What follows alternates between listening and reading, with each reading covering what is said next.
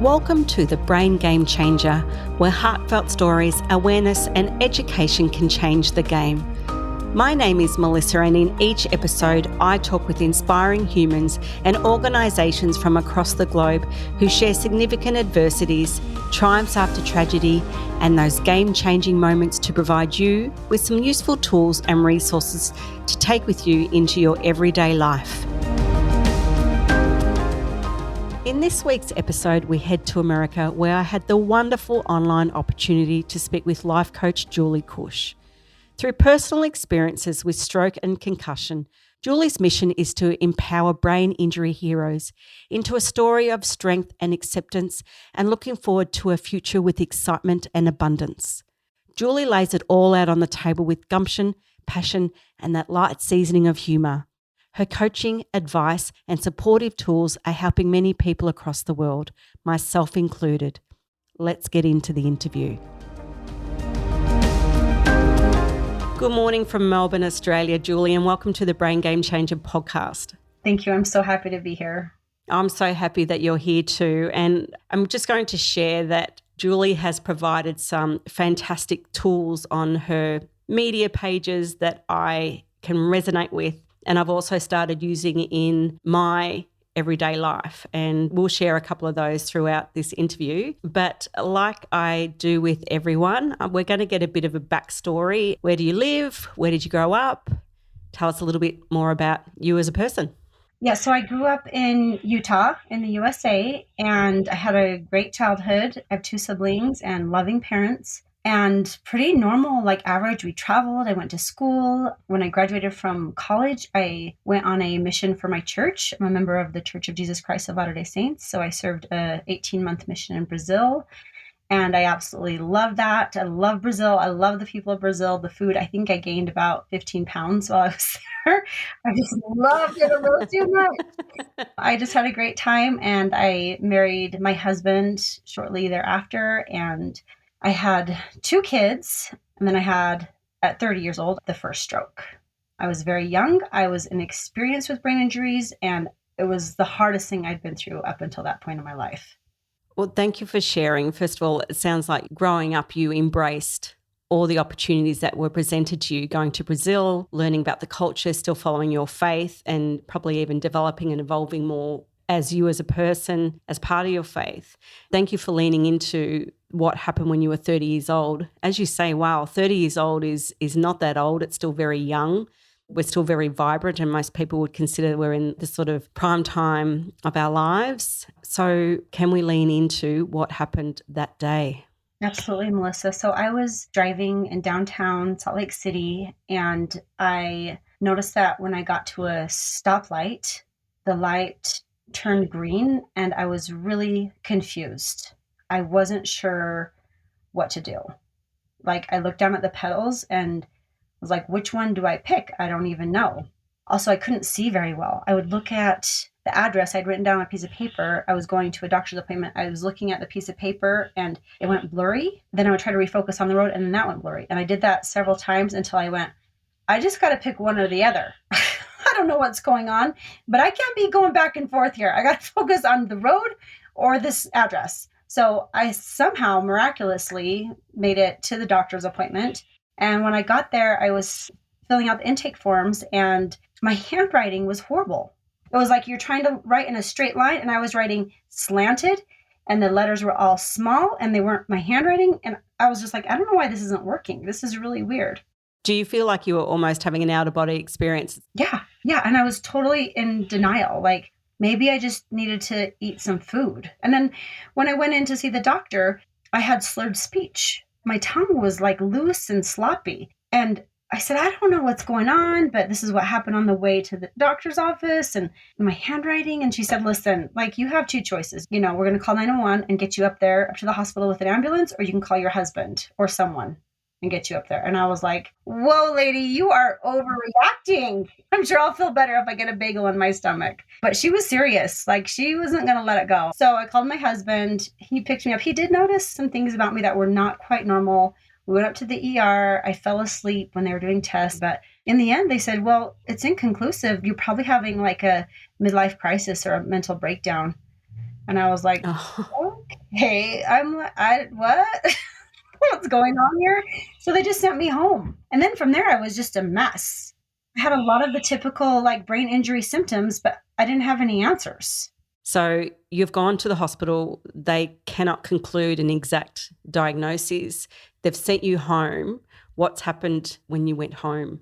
And then I'm home and I just feel down and really tired. I had 2 little kids at the time. I don't feel motivated. Someone calls and I just don't want to answer the phone. It's just a lot. And I'm snappy at my little kids. I'm grumpy at them. I'm a little bit irritated by my husband, who is like the best thing in the world. I don't know what's going on, but I know there's something not quite right. And I had a friend that was a nurse, and she said, you really should go see a neurologist. So I went, okay. So somehow I made an appointment with a neurologist, and I shouldn't have been driving, but I had no idea. I got there and they said, sorry, you have the wrong date. Like your appointment's not for, another week or something. So I head back home and I head back down to the neurologist. And she also just says, I passed all the tests, right? They have those tests where you connect your 2 fingers together. It's like kind of like a DUI test, I'm assuming from what it sounds like. You count backwards, you walk in a straight line, you try to touch your nose and your finger. And I passed all those tests. And she goes, I think you're just fine. And that was the first time I learned I really had to advocate for myself. And I had to relearn this lesson of advocating for myself over and over and over again, because I wasn't very confident in myself. And to advocate for myself was really challenging because I had to go against what people that were way smarter than me thought about me, right? They're doctors, they have all of these degrees.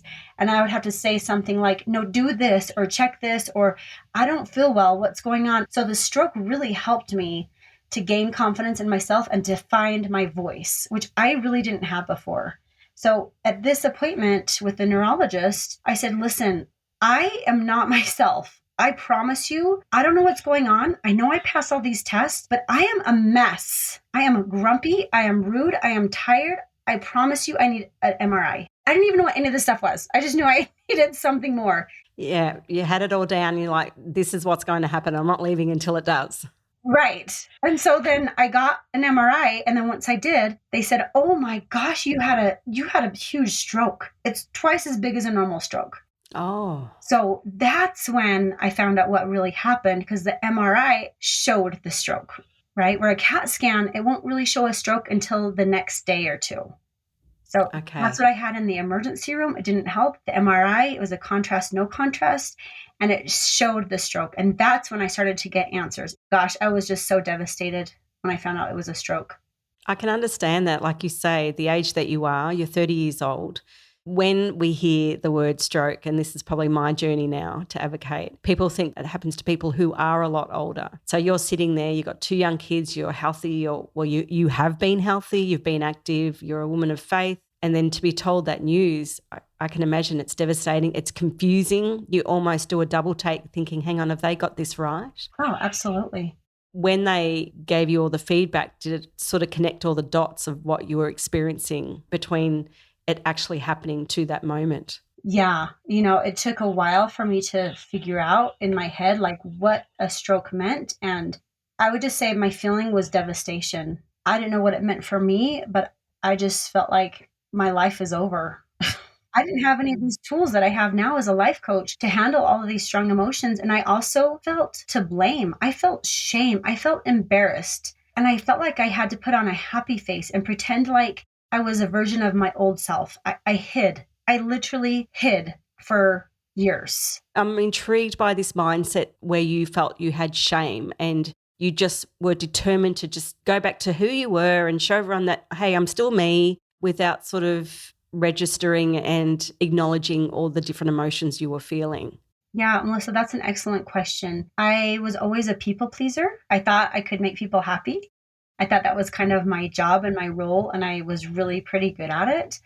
So telling people I don't feel well, I have depression, I have anxiety, I can't go to the party, that was against who I identified myself as. So for me, it was like the stroke made me a version of myself that I didn't know how to identify who that person was. And so, of course, my brain is like, there's something wrong with you. You should be ashamed. You should be embarrassed because this is not who you are. And so My just knee-jerk reaction was hide. Don't tell people. Put on a happy face or make it very light. Don't burden anybody with your problems. I also had a story like, you're doing it wrong. I'm doing a stroke recovery wrong because it should look different and I'm doing it wrong. So I need to hide how I'm doing it. Those close to you at the time, were they noticing the changes and the differences and the struggles that you were having? Because I'm going to lean into one thing that I guess changed some things for you. You've found out you got the stroke. You're trying to do your recovery. You've got 2 young children. And as you explain, you've got the depression, the anxiety, the frustration, and you found different situations overwhelming, but you're also trying to hide it. From researching, you said it was your sister who sort of reached out and said, do you know what? You need to go and talk to somebody about this. What happened there? Yeah. And that was my first opportunity to work with a life coach. And I wasn't as vulnerable as I am now. So I still had that shame blanket over me. That being said, though, I was able to open up and express how I was feeling, and talking to someone, even just that one visit with a life coach was so helpful. I was able to kind of figure out some things for myself and realize like there is something wrong and I need to give this thing some space. I need to acknowledge it and open up to it. Can you talk us through that process? So you've shifted a mindset of going, let's pretend everything's okay. You've seen the coach. They've started to open up and allow this vulnerability to start kicking in.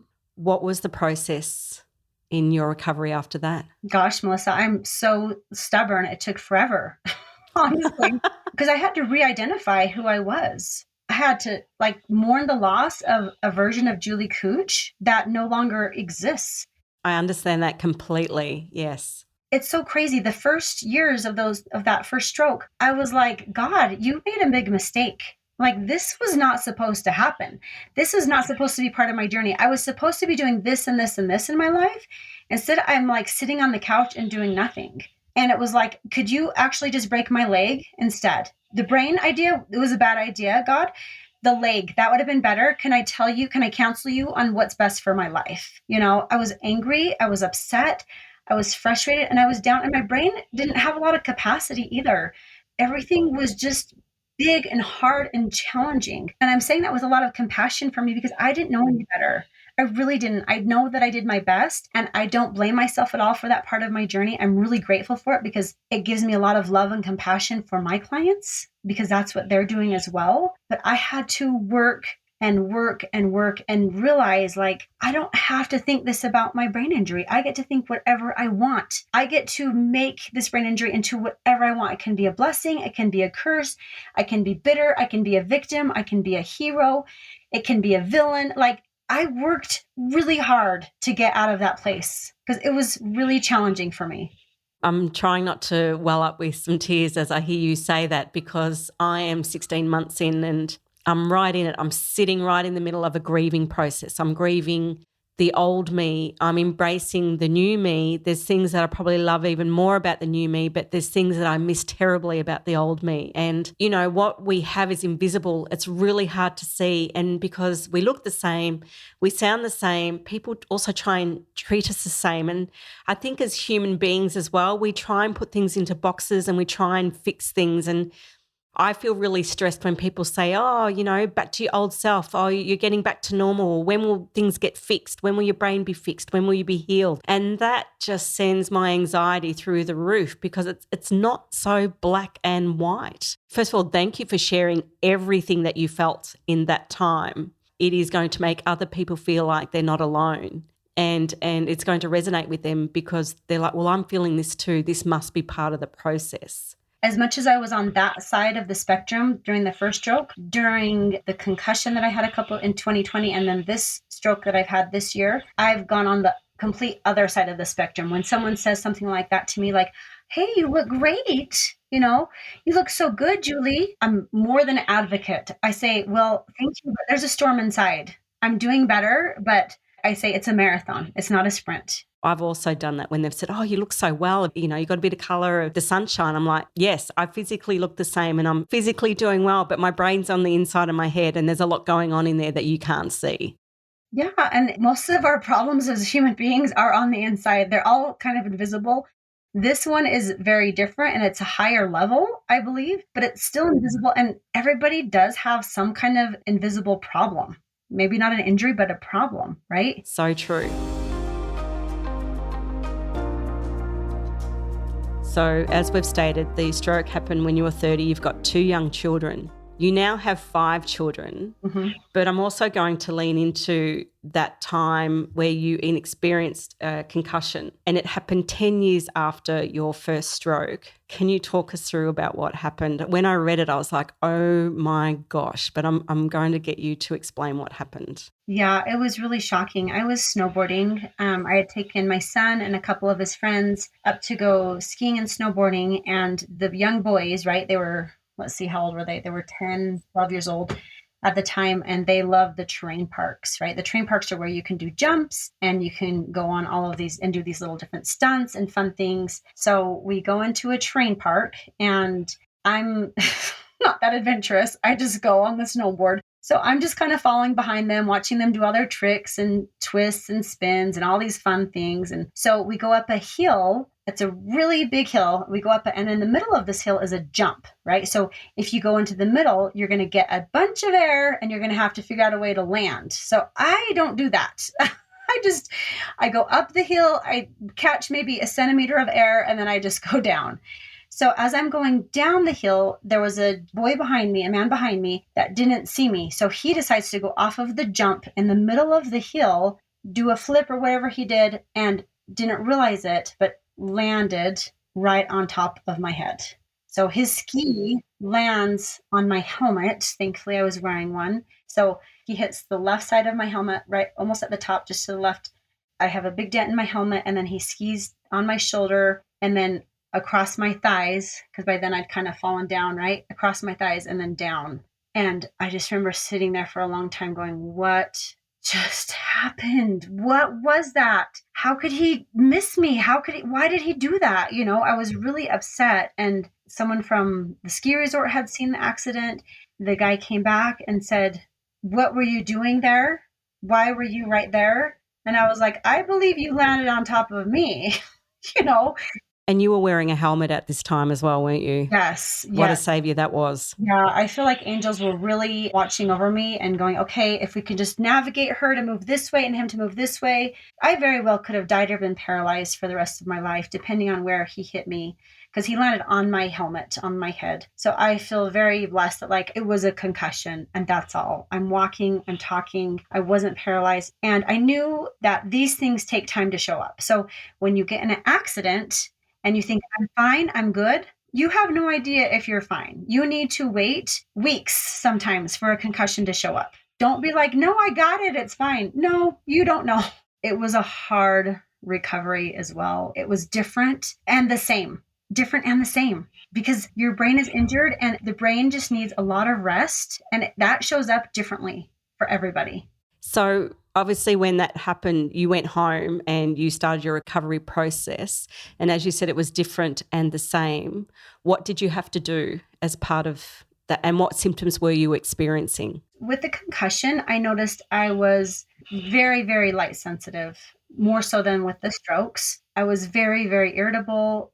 I'm irritable with all the brain injuries, you guys. So I don't know if I was more irritable than normal.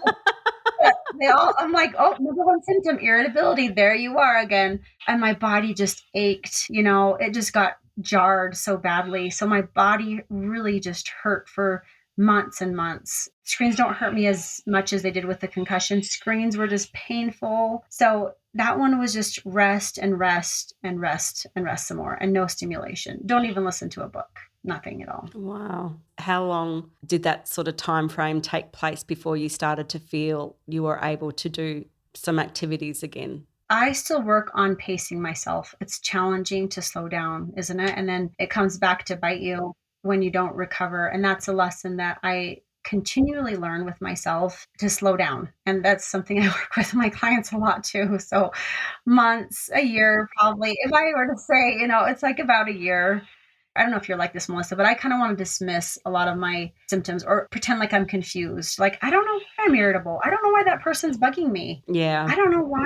And I'm like, oh, well, maybe it's because I'm not recovered. Yes. Your reels and snippets have certainly helped me and continue to help me. One of your posts you described, you said it's really vital that we should schedule in recovery time for each day while recovering or even still living with a brain injury. And it's so important. And this will help you make good choices for the things that are most important for your day. That was one lovely nugget of information that I still now do my best to do. Okay, well, if I've got this, I'm going to need a break between here. If I've got that, I've got to do this instead, or I've got this coming up. I need to really take it easy the day before. And I also feel like people with brain injuries and concussion and recovering with stroke, it's vital. But I think this is just great information for everyone to have about how to be present and how to pace themselves in their everyday life. It is really challenging because there's that little guy in your brain that says, go, go, go, go, go, do. You'll feel very accomplished and you'll feel like your value is more because you got so much done in this day. That's all a bunch of baloney, right? Like none of that's true. Your value can't change. It doesn't matter how much stuff you get done. Your value is set as being a human being on this earth. You can't do anything to change that for better or for worse. So when I knew that my value cannot change, I don't have the power to make it go up or down. I took so much noise and garbage off of my head because it doesn't matter what I get done in a day. It doesn't matter. It truly does not make a difference. So right now on my schedule, Mondays and Fridays, nothing on the calendar. 0 on the calendar. That for my brain feels so good. Just having 2 days during the week, my kids get off to school and I have nothing. And I've been really good about keeping nothing on those days. I have stuff today, but tomorrow's Friday and I can do whatever I want. I can do nothing. It feels so liberating to have 2 full days. And even today, it was about an hour before my kids got home and I was like, well, I do that thing, but I thought probably what's best for me is just to meditate for the next 20 minutes. Beautiful. You know, there's that like the angel and the devil on your shoulders, like, no, get this stuff done. No, just relax and meditate. No, get this stuff done. I'm getting a lot better about listening to the angel that's like, just meditate. You're going to feel better. You're going to show up better as a mom. You're going to be more patient. You're going to be kind. You're not going to be snappy. And so I did. I went in my closet and shut the door and sat on my meditation pillow and did that for 20 minutes. And that's rest to me. It feels like rest. That's so good. So what was the moment where you thought, I need to turn this into something? What led you to the coaching? Gosh, Melissa, I had so much pain and suffering that first stroke that was not necessary. And I didn't know it until I became a life coach. And even when I became a life coach, I wasn't sure who I was going to help. I wasn't focused on brain injuries. I still wasn't totally clean about my brain injury at that point yet. But I had thought about it. I had thought about it and I definitely had a big heart for people with brain injuries, but I still was working through my brain injury and I wasn't quite in the place to be able to feel like I'm on the other side of this, right? And so after the concussion in 2020, that's when I really started to go, okay, I've had 2 brain injuries. The universe is trying to tell me something. Yes. There is a fire inside of me and I am so passionate about helping the people because now I'm like, I'm going to do this the easier way. I'm going to do this the way I want my clients to do it. I'm going to do this the way that's graceful and with love instead of shame and embarrassment and frustration. So I don't want to have any more brain injuries. I'm good, please. I hear you there. You know what I mean? I'm good, but I got to use I've been given these lemons. What should I do with the lemons? Well, I'm just going to make some lemonade. That's what I'm going to do. Okay. And I'm going to see if it sticks. And if it sticks and people want to hire me and they want help, then I'll keep doing it. And so far that's been the case, is that people want help and they need it. And they need to hear someone like me say, there's no bad days. There's only recovery days. And I'm better than before my brain injury. And they're like, what are you talking about? And I'm like, it's true. I believe it to my core. I believe it in my core. I am better than before. And there's no bad days. There's no bad days. I'm recovering today. My brain needs all the energy. So it looks like I'm taking everything off the calendar and I'm laying in bed and taking a nap for 5 hours. I love the fact that you're turning it into something for yourself and for other people. And I can hear the passion in your voice. And one thing that is part of Julie's philosophy with her coaching is there's 3 main points that she wants you to achieve to change the story of your painful past into a story of empowerment and strength so that you can stop being stuck You can love and accept your present self and stop hating yourself. And you can create a future you can look forward to with hope and excitement instead of dread and fear. They are such strong, powerful tools to teach someone. Probably out of all of them, the third one is the one where I question, like, well, what's my future going to look like? What am I going to be able to do? And to also probably let go of trying to control what that's going to look like and to be present is something that I'm working on. Yeah. And it's crazy how the brain, when you have a brain injury, it goes, I guess it's all over. I guess doom and gloom from here on out. Your future is just horrible, and the brain does that to protect us from like leaving the cave and, getting eaten by a saber-toothed tiger or something, but it's very misguided and it doesn't know actually what's best for us. And so I really work hard with my clients so that they can manage their thoughts and manage their brains, and they can create a future for themselves. Because listen, the future is unknown. Anybody's property. Anybody owns it. So you can decide what you want to make of it. You can go, my life is ruined because I had these brain injuries or this brain injury. Or you can think, okay, I had this brain injury. What do I want to make that mean about me? What do I want to make that mean about my future? It doesn't take away our agency to have a brain injury, We still have our agency. We get to decide. And when we come from a place of victimhood, it leaves us in a very powerless place. So true.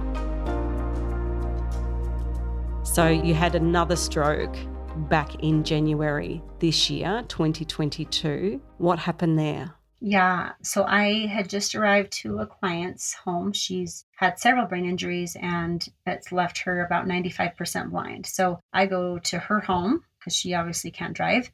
I walked in and I felt kind of dizzy and different and confused. And I tried to act normal for a long time. I kind of leaned against the wall as I was walking into her house and I sat there and I just wasn't quite myself. I could tell I was really trying hard to make sense of what she was saying, and it just wasn't working. And then I got a headache between my eyebrows. And right then in my heart, I was like, I'm having a stroke. I'm having a stroke. And for me to go from denial from the first stroke to being sitting on her couch and saying, I need to go to the emergency room right now because something is not right. And I think I'm having a stroke. And of course, I knew now. I didn't know what I didn't know then. I know it now. So I got a ride to the ER. And it's so funny because it was about like the first one. They said, okay, we're going to just do a CAT scan on you. And I said, listen, I've had a stroke. You're not going to be able to see it in the CAT scan. You should just go ahead and do an MRI. It was a total contrast because I started advocating for myself right there. Eventually, they did do an MRI and they saw that it was a stroke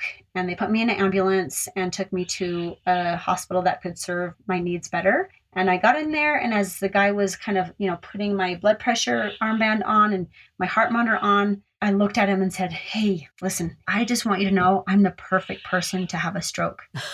He's like, sure. There you are, Sure, lady. All right. The medication's kicked in and I'm going to get a spray of whatever's going to come out of her mouth. Here it comes. This is going to be an interesting hour, he's probably thinking, as we ride down to the hospital. I was being sincere. I know it sounded crazy, but I'd already gone through with the acceptance. I'd already knew how I was going to recover. I mean, I didn't know how, but I knew that I would. So it was just such a contrast to just tell this cute guy that's like watching me going, I am the perfect person for this. Sure. I can imagine the handover as he's, turned up to the hospital. He's like, good luck with this one, guys. She's coming out with all sorts. It's a great story. So you do automatically have a chuckle to it. But through that story as well is the strength and the resilience and the determination going, okay, well, I can do this. And I'm going to let everyone know that I can do this. And it was much easier too because I accepted help this time. When someone said, can I bring food to your family? Can I make your family a meal? I said, absolutely. I need help. A great part of recovery for me is that I accepted help from others. Can we take your kids here? Yes. Can I take over and just assign drivers for your kids to get places? Yes, you can. No shame, no embarrassment, fully accepting what is, accepting my symptoms. I couldn't drive. I couldn't make any food. I couldn't clean my house. So just go, yeah, you're going to clean that toilet. Okay. I can't do it. Thank you. I love the fact how you've talked about the journey of advocating, and you do, again, a fantastic post. And I guess I'm an educator. So I've stood in a classroom where we've had to advocate, but now, like you say, our journey is we also have to advocate for yourselves. And as you said, we would not hesitate to stand up for our own child or a child with autism or a child with an invisible disability or an invisible injury who needed certain resources to support their learning or to help them navigate through their environment. A brain injury, a TBI, a concussion is also invisible. So sit down and ask yourself, am I also advocating for my own needs? How am I feeling? Am I saying to others, this is how I'm feeling and this is what I may need?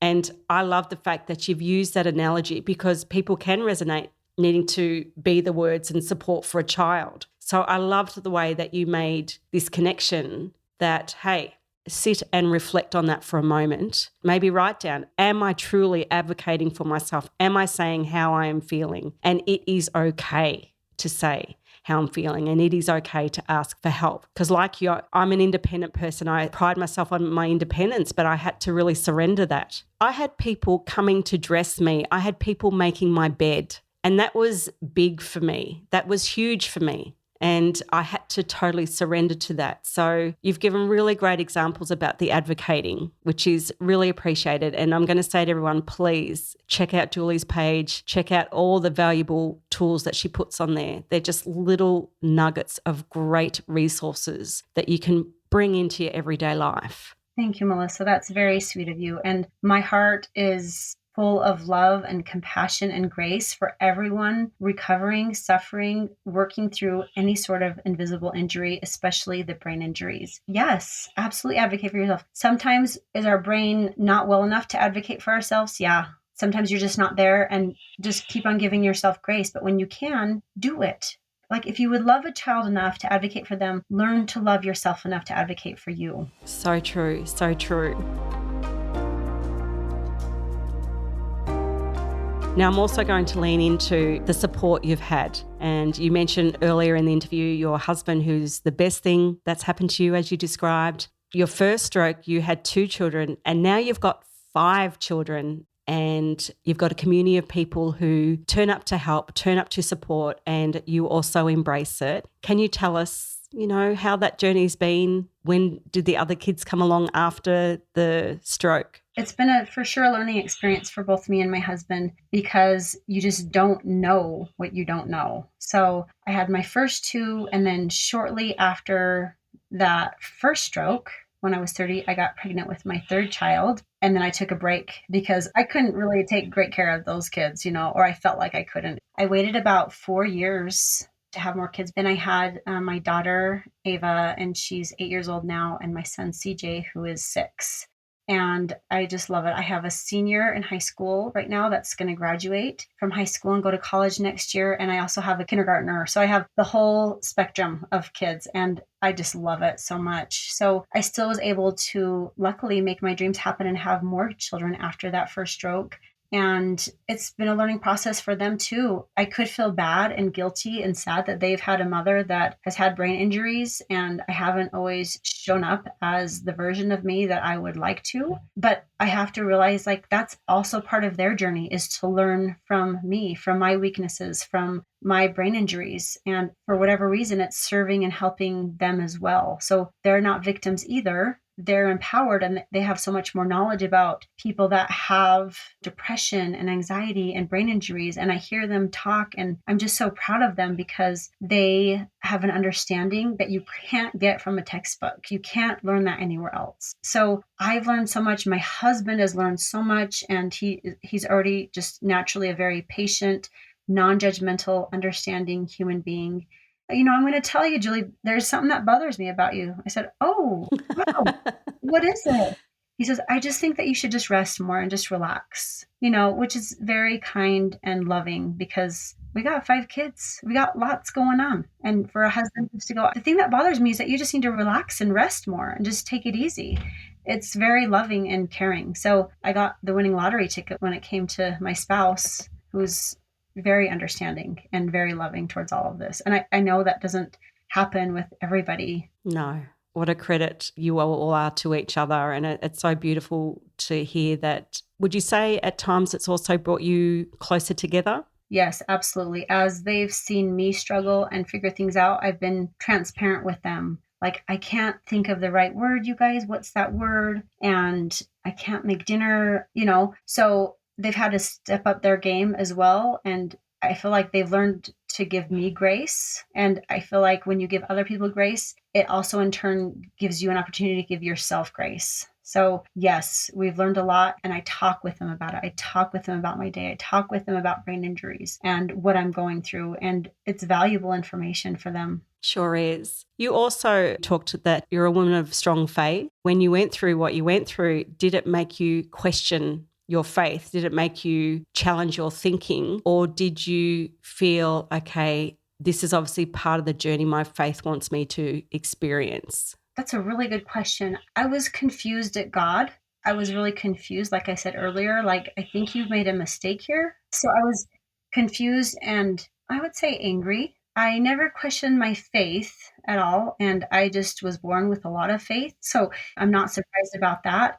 But how does this fit into my journey? That was my biggest question. How does this fit into my life journey? Because I actually had a plan for my life, and this is not it at all. Like, this is not it. And it was really hard for me to change routes, right? I'm driving this road and I'm supposed to be on this route. And then my car goes, and it goes this way. And I'm going, no. I'm supposed to be on that highway, not this highway. What's going on here? So that was the hardest part for me. If anything, I feel like my faith helped me to get through this. I felt like I did have a bad temper, especially after that first stroke, when I didn't know how to manage my strong emotions. And I would yell at my cute little kids. They were just playing or fighting, and I thought that they were in charge of my emotions. And so I would yell at them to calm down, and then I would feel just horrible. And I remember just praying, like, I don't want to be that kind of mom that yells at her kids. I don't want to be the kind of mom that thinks it's other people's problems when I don't feel well, and that I have to yell to gain control of the situation. And with my faith, my temper did simmer down a lot.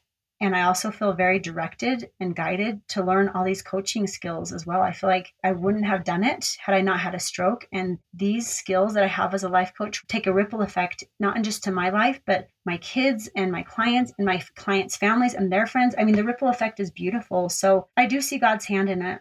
I'm just a little fish in your big pond of the ripple effect. I wouldn't have met you if I hadn't gone through this myself. And I think one thing that I can say is, on my road of recovery, the people that I'm meeting, the people that I'm interviewing, I would never have met had this not happened. And that's probably where I'm finding those gifts in the amazing humans that are out there really creating a difference. And I feel richer for it. That's beautiful, Melissa. That's really great. So I've got one more question that I'm going to ask. The name of this podcast is called The Brain Game Changer, where heartfelt stories, awareness and education can change the game. If there's one vital piece of information or that golden ticket, that golden nugget of advice, what would you like someone to take away from this conversation today? Oh, that's a really good question. I would like everyone who listens to you, Melissa, is to have a little more grace with themselves. And if you think about what grace is, it's giving yourself kindness. It's giving yourself an allowance. It's being gentle with yourself. It's not being so hard on yourself. A lot of people think that if I'm just hard on myself and if I power through, I'm going to get better.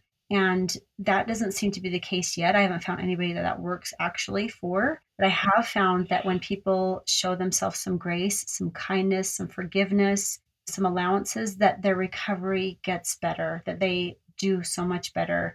And they show up in their world as a kinder human being. So grace recovers people. Grace helps you to be kind to yourself. There's lots of roads to recovery. And honestly, the best one is love, which is a version of grace. If you are on the road to recovery and that's paved with love, it's going to be a beautiful recovery. I'm not saying it's not going to be hard, but it's not going to be pushing against the grain. It's going to be more natural. It's going to be more effortless than doing it on a road with hurrying and rushing and frustration and anger. So you're just going to feel so much better, and you're going to love the version of yourself on the other side of this.